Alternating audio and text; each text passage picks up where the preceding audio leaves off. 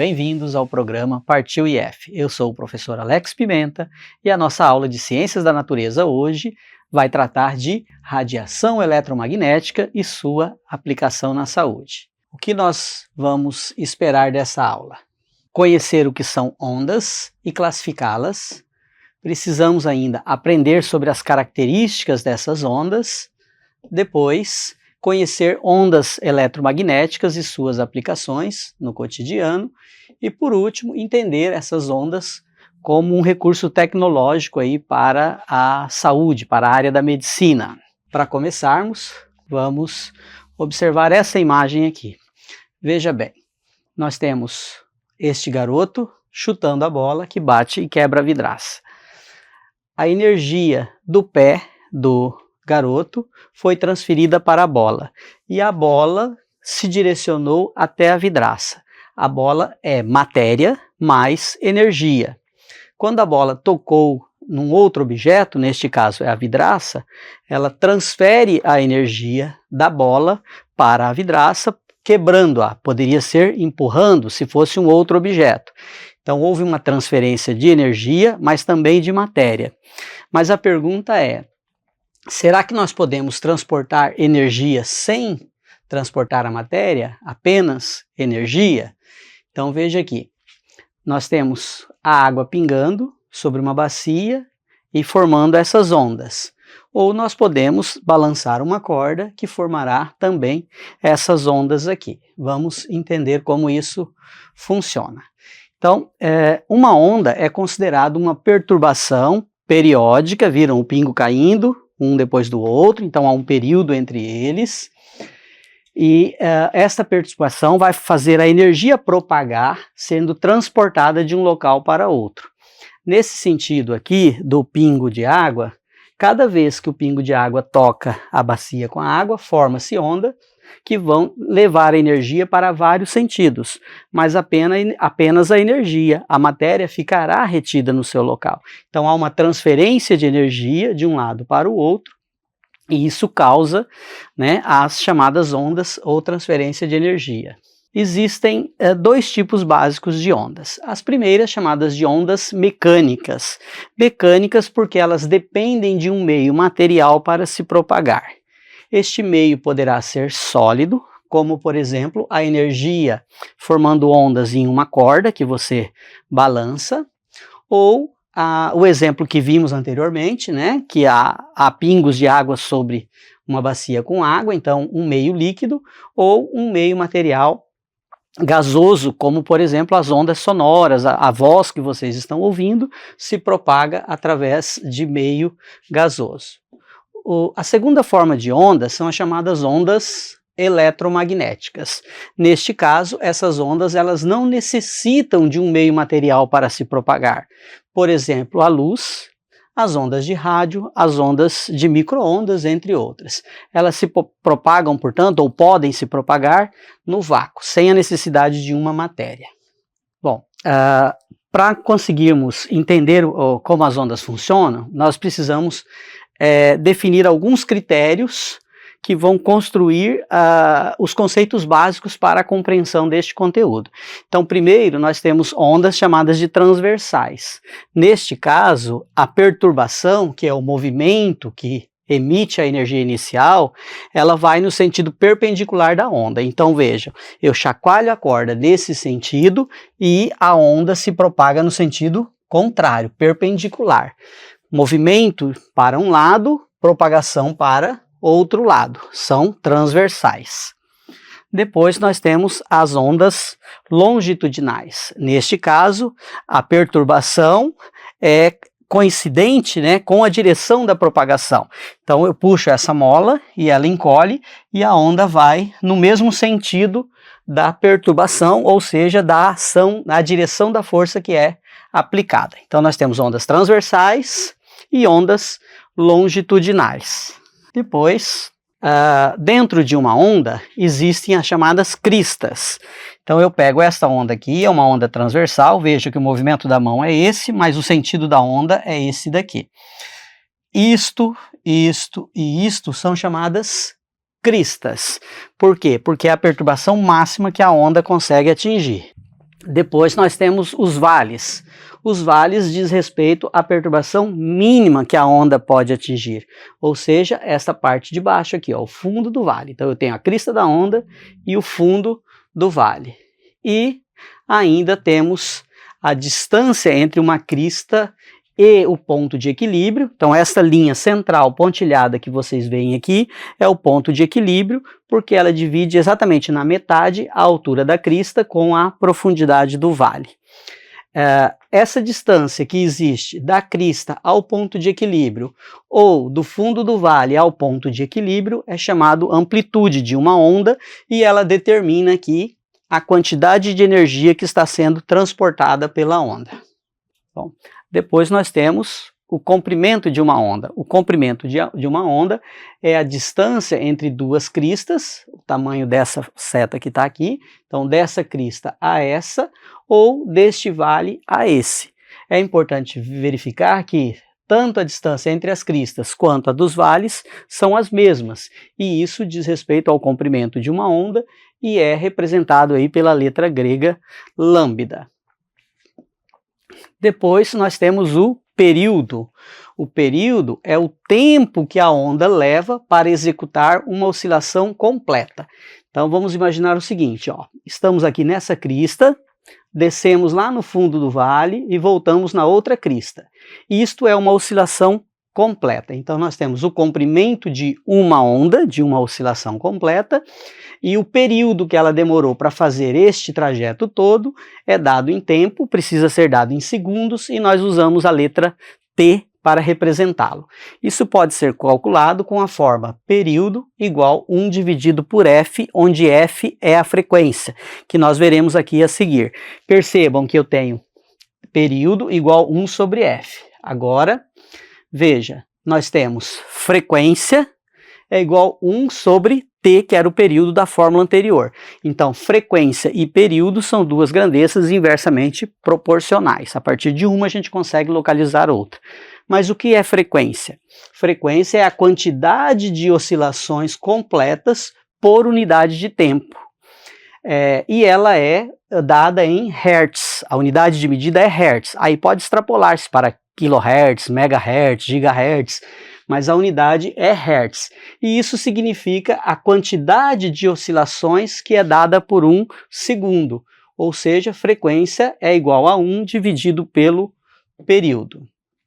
E a velocidade de uma onda é calculada utilizando a fórmula velocidade, o V, igual lambda dividido pelo período, ou ainda a velocidade é igual lambda vezes a frequência.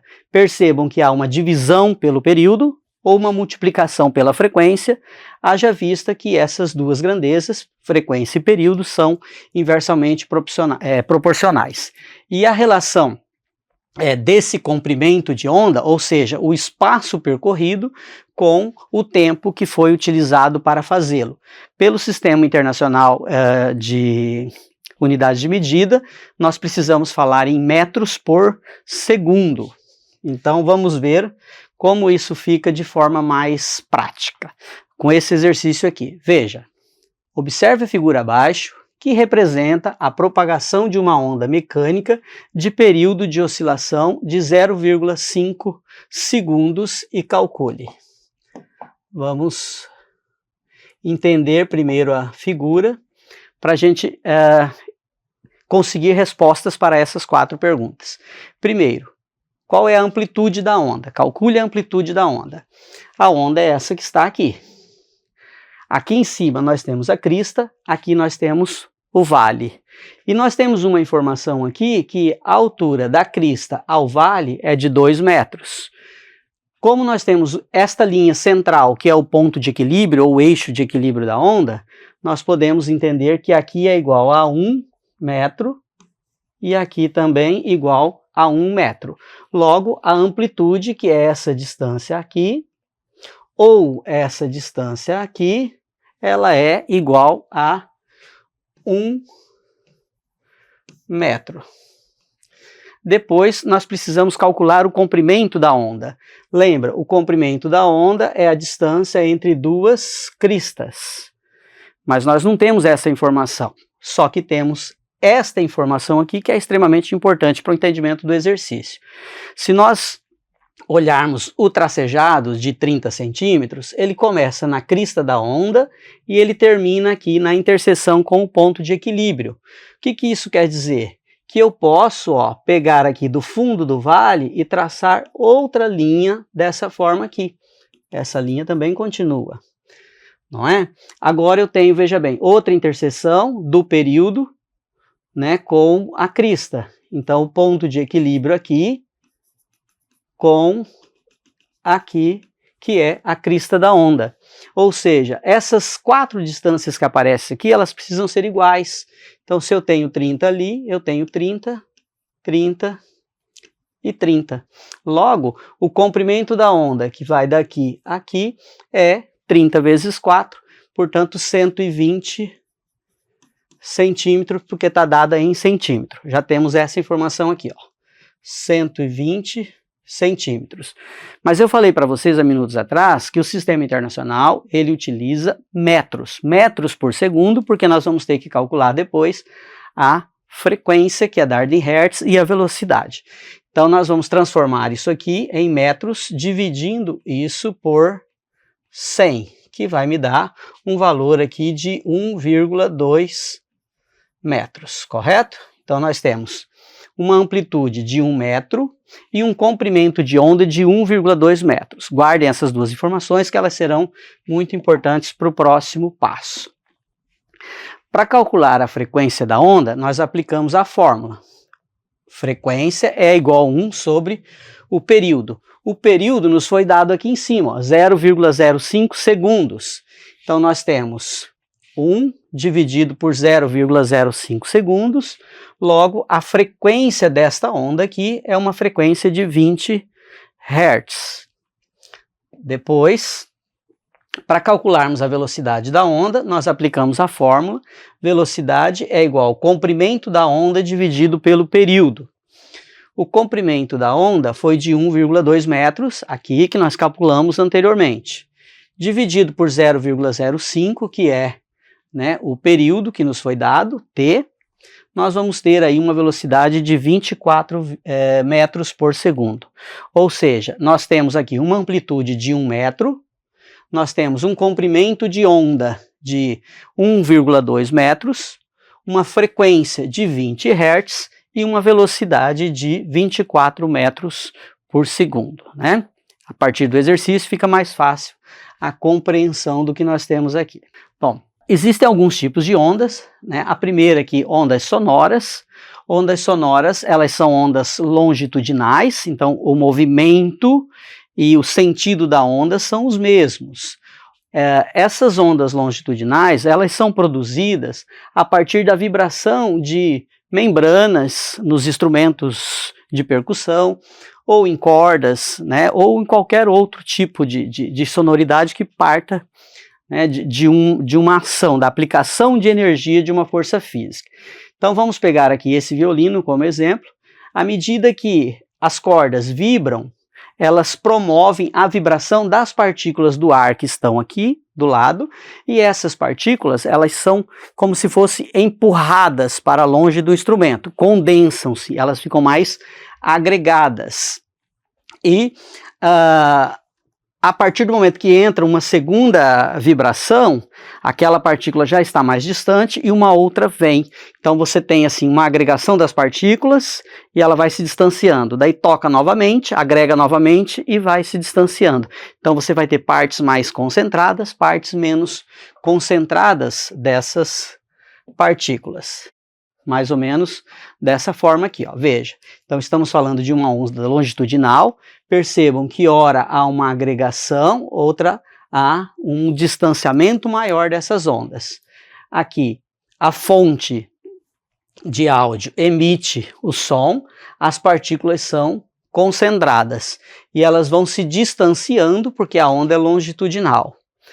Vai chegar um momento, veja, que aquele som emitido, ele já está mais distante da fonte de emissão.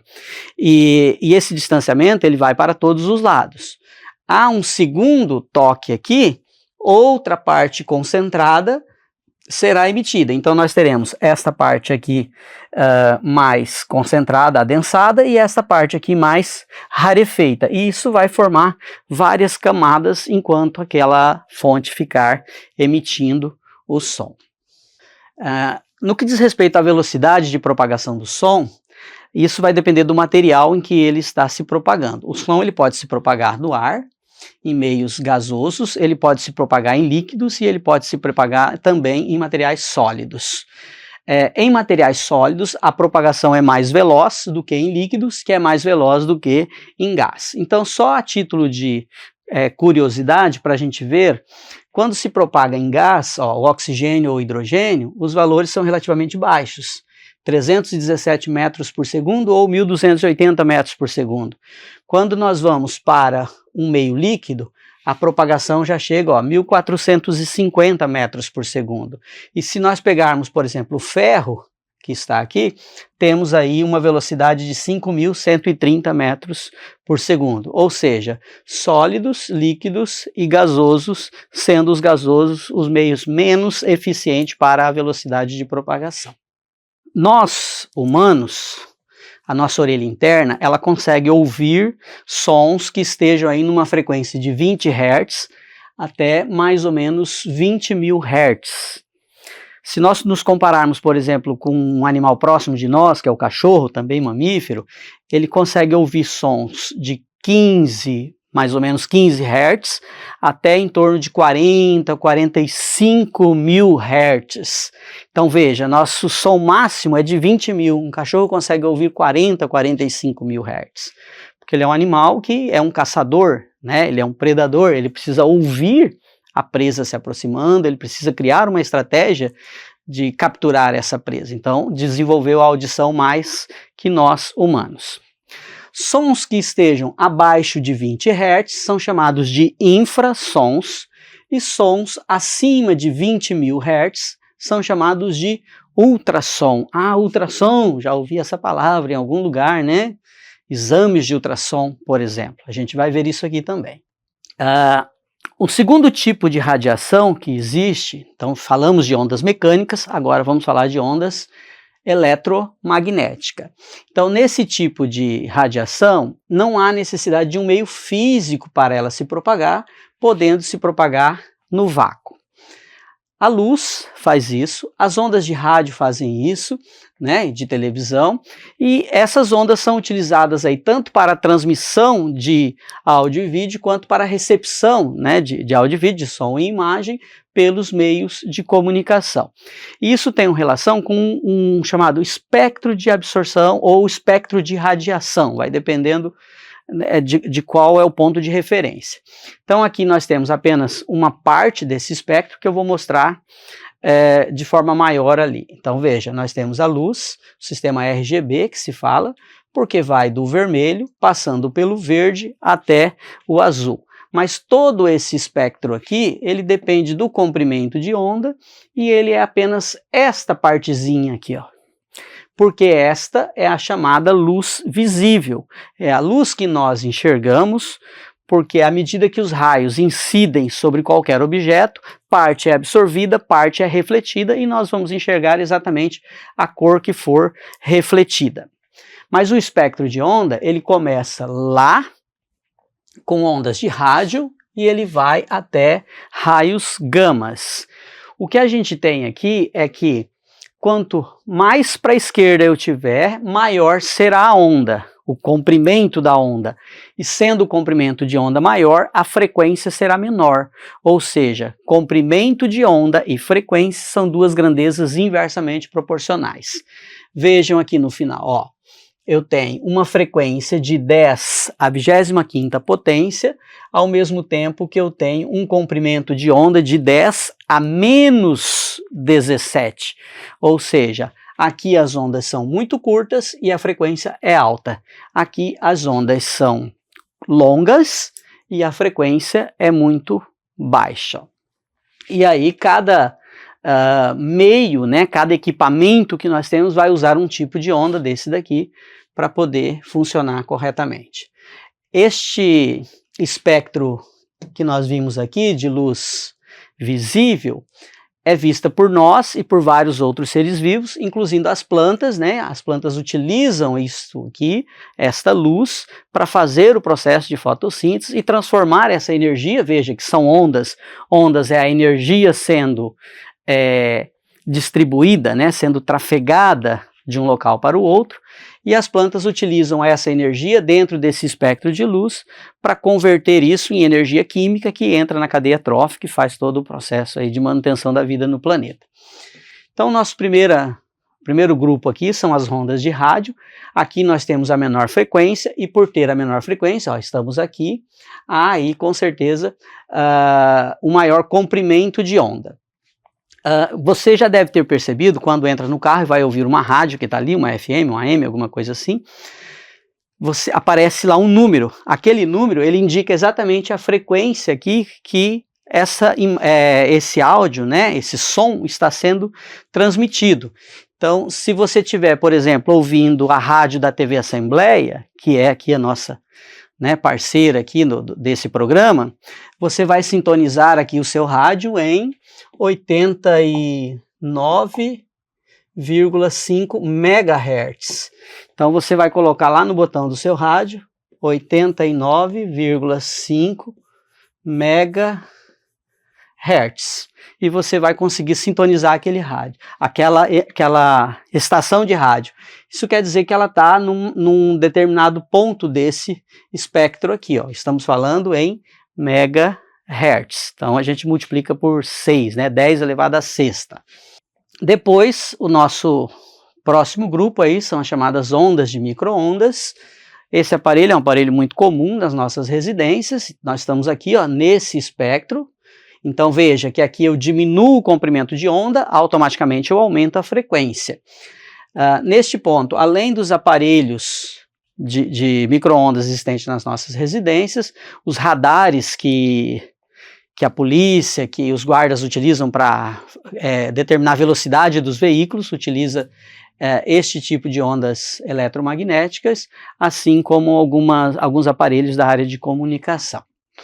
Opera aí entre 300 MHz, vejam, e 300 GHz. Então, cada vez que nós aumentamos um número desse aqui, a gente vai aumentando a frequência ou diminuindo o comprimento de onda. Depois nós temos a chamada radiação infravermelha. Ela está localizada logo abaixo desse espectro visível, a corzinha aqui, né, que eu falei anteriormente. Dentro desse espectro, nós temos os raios infravermelhos. Esses raios, eles são bastante utilizados aí por diferentes aparelhos, como por exemplo, alguns termômetros, alguns tipos de termômetro usam isso daqui. Os aviões utilizam este raio para derreter o gelo que se acumula nas asas da aeronave, para poder fazer a movimentação de direção que ela tem, né? Então ela derrete o gelo usando isso aqui. Vários sensores de alarme, você já deve ter entrado em uma casa que tem um alarmezinho lá que emite uma luz, né? É um raio infravermelho para detectar algum invasor daquela casa. Passamos o espectro de luz visível, agora nós temos a radiação ultravioleta, que está aqui, ó. Essa radiação, ela está acima da luz visível, então a gente não enxerga esse tipo de radiação, e ela pode ser extremamente prejudicial à saúde humana se nós ficarmos expostos por mais tempo ou em grande quantidade de raios sendo aplicados em nosso corpo. Você já deve ter visto aquela recomendação assim, não só tome sol até as 9 da manhã, só tome sol depois das 3 ou das 4 da tarde, porque esse período do meio-dia, a quantidade de raios UV, ultravioletas, portanto, é muito forte e isso pode trazer algum agravamento aí à sua saúde. Do ponto de vista da aplicação em outros ambientes, os raios UV, por terem essa capacidade de atingir e destruir membranas, destruir células, eles são utilizados para esterilizar equipamentos médicos, equipamentos cirúrgicos, para esterilizar águas de piscina, tem filtros de piscina que utilizam, né, dos raios ultravioletas, e para matar micro-organismos aí em leite, sucos, que são passados por um processo de pasteurização para serem devidamente embalados, levados ao consumo. Então são raios bastante danosos, vamos assim dizer, à vida, né, à pele, embora eles sejam importantes num outro momento, dentro de uma outra situação. Depois nós temos os raios chamados de raio-x. Aqui nós temos uma radiação eletromagnética de alta energia. Veja, quanto mais eu venho para cá, maior a frequência, maior a energia. Então nós já estamos aqui, ó. Isto aqui é empregado, por exemplo, na área médica, para a gente ver imagens, e na construção civil, para detectar a estrutura de um prédio como está. Então, da mesma forma que você pode ver a estrutura do corpo humano, você pode ver a estrutura de um prédio, como ela está por dentro, a parte metálica sobretudo, né?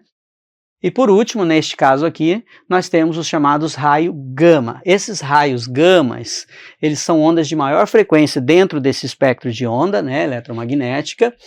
Então eles têm o menor comprimento de onda, automaticamente a maior frequência e maior energia. E causam danos celulares aí irreversíveis, por isso são altamente nocivos e perigosos à saúde humana.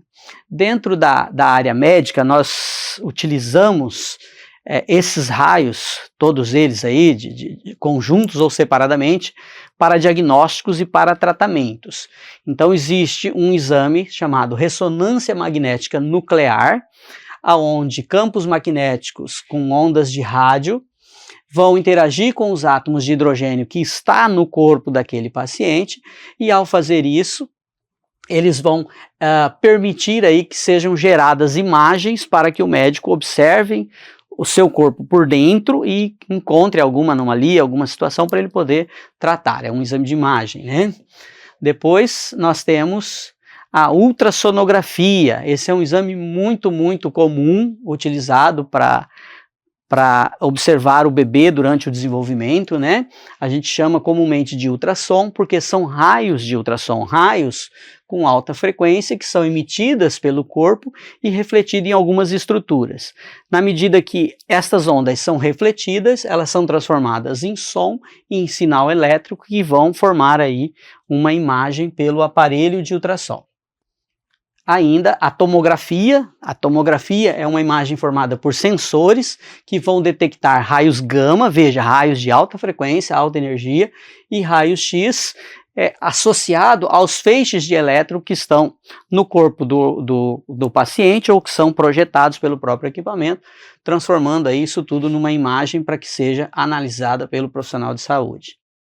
A radiografia, essa mais comum, né? A gente verifica aí sempre as estruturas sólidas, os ossos principalmente, porque os raios-x eles atravessam os tecidos moles, a pele, o músculo, e quando ele atinge os raios, atingem os ossos.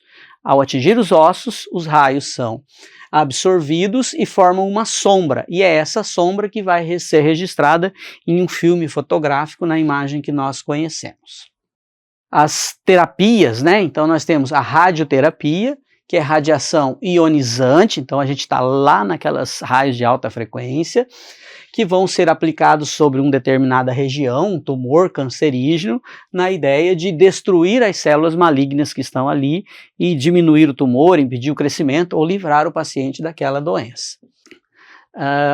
Fototerapia de ultravioleta. Alguns bebês, quando nascem, eles têm na composição do seu sangue algumas substâncias que são nocivas a eles, e eles são expostos à radiação ultravioleta e à degradação dessas substâncias que estão no sangue e que vão deixar esse bebê apto aí para encarar essa vida fora do útero da mãe.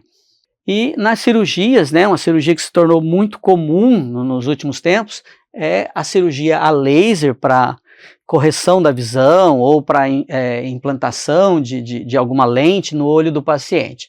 Então o raio laser, eles são raios de diferentes intensidades, né, com mais ou menos hertz, de acordo com a necessidade do profissional médico, e eles são utilizados aí como bisturis, então são utilizados para cortar os tecidos, ou podem ser cauterizantes para secar aquele local e impedir o sangramento, ou mesmo para promover a cicatriz de um tecido danificado. Aí vai depender da situação. Essas cirurgias a lasers, elas são cada vez mais comuns na área de tratamento médico e pegam aí não só a oftalmologia, mas a dermatologia, a odontologia e várias outras áreas da saúde. Bom, para concluirmos, nessa aula de hoje, nós aprendemos sobre ondas, conhecemos as características das ondas, aprendemos a calcular a amplitude, a frequência, o comprimento e a velocidade de uma onda, Estudamos sobre ondas eletromagnéticas e suas aplicações no cotidiano e, por fim, conhecemos a importância das ondas para o diagnóstico de tratamentos médicos. Então, desafio de hoje.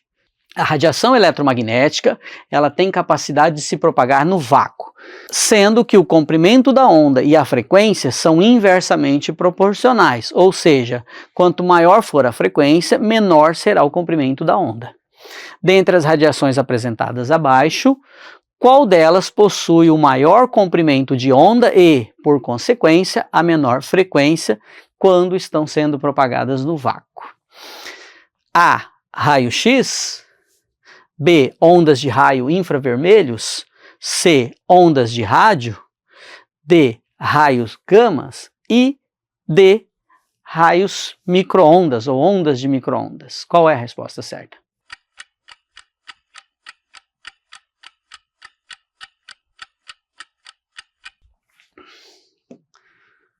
Ok.